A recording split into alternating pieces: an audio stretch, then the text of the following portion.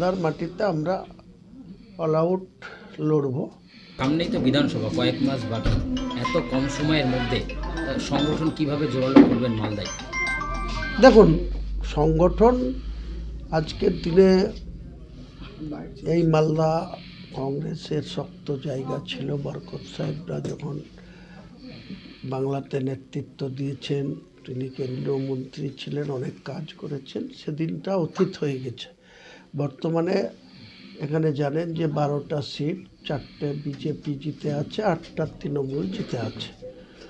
আমাদের আশা আমরা মালদাতে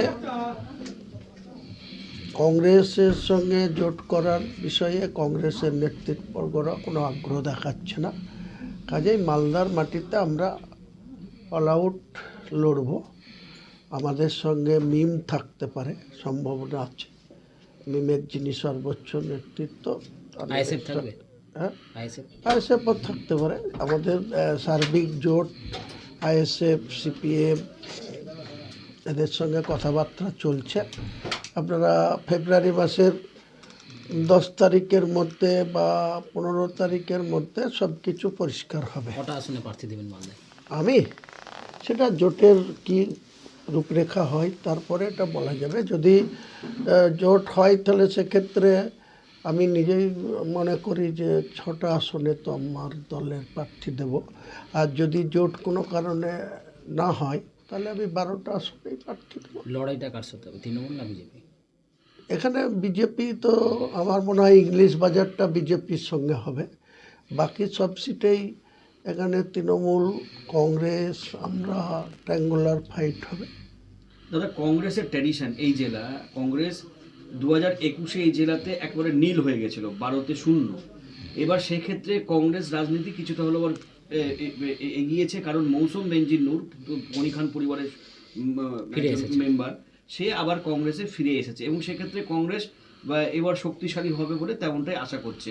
গনি খান চৌধুরীর এই যে একটা নাম ধরে যে ভোট, আপনার কি মনে হয় যে কংগ্রেসের কি পজিশন? দেখুন, গনি খান চৌধুরীর একটা স্মিথ গোটা মালদাতে কাজ করে, এটা আমি অস্বীকার করছি না। কিন্তু মনে রাখবেন, গনি খান চৌধুরীর পরিবারের সদস্য মসিম নূর বিগত 2019 সালের লোকসভায় উত্তর মালদায় কন্টেস্ট করে তিনি পরাজয় মুখ দেখেছিলেন।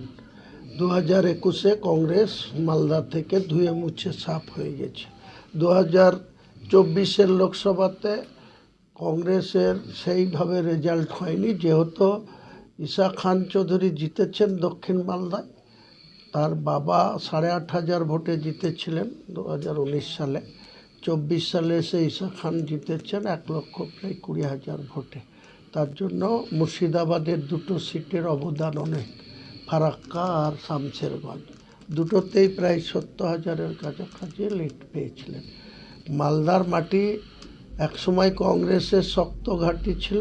আমরা বলছি মালদায় আগামী দিনে আমরা আমাদের জনতা উন্নয়ন পার্টির পক্ষ থেকে ভালো রেজাল্ট করব, এটা আমাদের বলে রাখছি আপনাদের। আপনারা কাউন্টিংয়ের দিনে দেখে নেবেন। সংখ্যালঘুদের কংগ্রেস যে এতদিন ধরে এখানে রাজত্ব করছে, তো সেক্ষেত্রে কি এদেরকে কি ভুল বুঝিয়ে কি ওই সেই একই পরিবার করে কি সংখ্যালঘুদের ভোট না হয়? দেখুন, আজকে ভারতবর্ষের যে গণতান্ত্রিকভাবে স্বাধীনতার পর যে সংসদীয় রাজনীতি, তাতে জাতীয় কংগ্রেস শুরু থেকে 1977 সাল পর্যন্ত যেনারা মুখ্যমন্ত্রী হয়েছেন বা দায়িত্ব নিয়ে কাজ করেছেন, অনেক কাজ করেছেন এই বাংলাতে।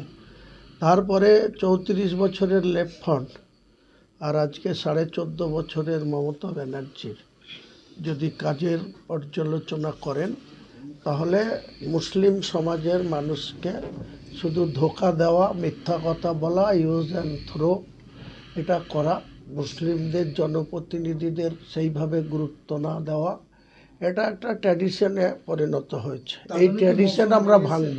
তার জন্য কি মৌসুম নূর বেরিয়ে এসছে তৃণমূল থেকে? সেটা মৌসুম নূর বলতে পারবে। মৌসুম নূর কেন গেছিল তৃণমূলে সেটাও ওনার পক্ষে বলা সম্ভব।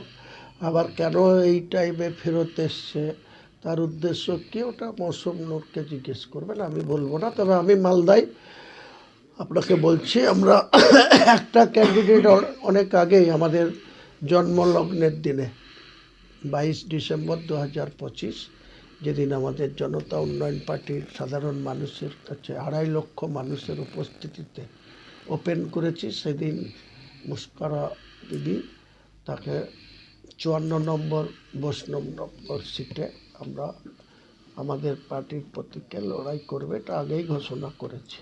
শুধু এটা না, হরিরামপুর, দক্ষিণ দিনাজপুর, সেখানেও হরিরামপুর সিটে একজনকে প্রার্থী করেছি। মুর্শিদাবাদে আমি 2টো সিটে কন্টেস্ট করব বলেছি এবং আরও 3 জন, টোটাল 5, এখানে 2, 7, একটা হচ্ছে আপনার রাজ্যে রাজ্যে কতগুলো আসনে রাজ্যে কতগুলো আসনে লড়বেন মোটামুটি? আমি এই মুহূর্তে জোটের উপরে নির্ভর করছে সংখ্যাটা, আপনাকে এই মুহূর্তে বলবো না।